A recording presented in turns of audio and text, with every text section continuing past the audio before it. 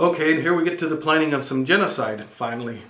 Oh, no, that's not the first genocide. The first genocide was by God, when God decided to kill everything, except for Noah and his pets. Okay, chapter 18.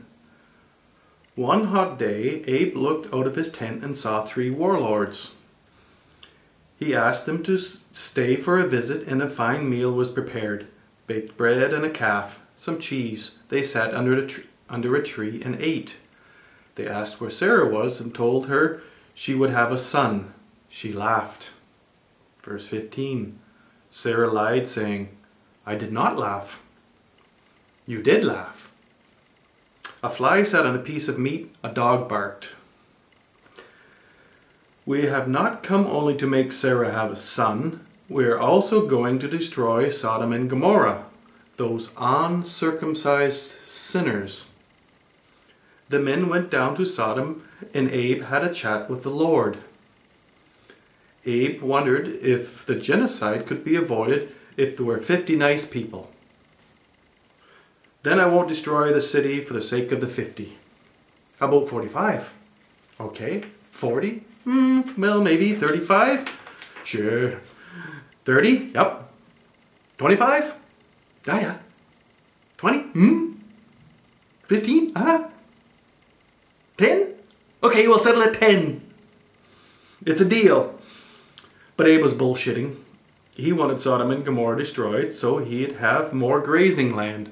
Okay, the only points I want to make out here is that the Lord was a warlord, and the warlords were the mighty because they destroyed places and stole everything.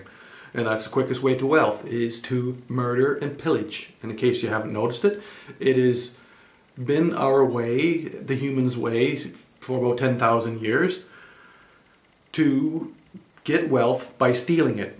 That's the quickest way to wealth. If you want to be wealthy, figure out how to be the best thief.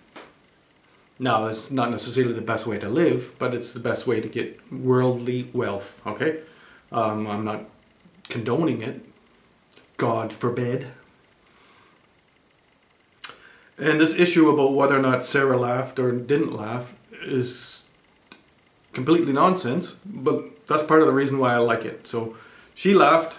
The Lord, who probably had sex with her 3 or 4 days in a row, wanting to make sure that she was pregnant, said that she did laugh. She might have screamed, because she was probably not really excited about being raped by a lord. That's what it is, you know. It's rape. When you don't have 2 consenting adults, then it's rape. That's the definition of rape. If you have one person that doesn't want to do it, and they say, I'd rather not, then that's when you... but you probably know about that. Anyway, so the warlords, said they had a good plan to destroy Sodom and Gomorrah. And there may never been a Sodom and Gomorrah. There might have been 1,000 Sodom and Gomorrahs. I mean, there have been many cities destroyed, and many cities that are still going to be destroyed because people like destroying cities because humans are a little bit mad. And there are people who say that they know where Sodom and Gomorrah is because there's a big pile of dirt somewhere. If Sodom and Gomorrah were real and they were destroyed, then they're gone. And I think we'll describe how the war goes on next one. So we'll describe how in reality it could have been possible.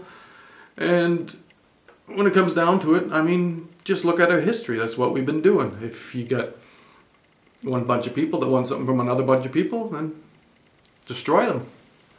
Kill them all. That's our religion.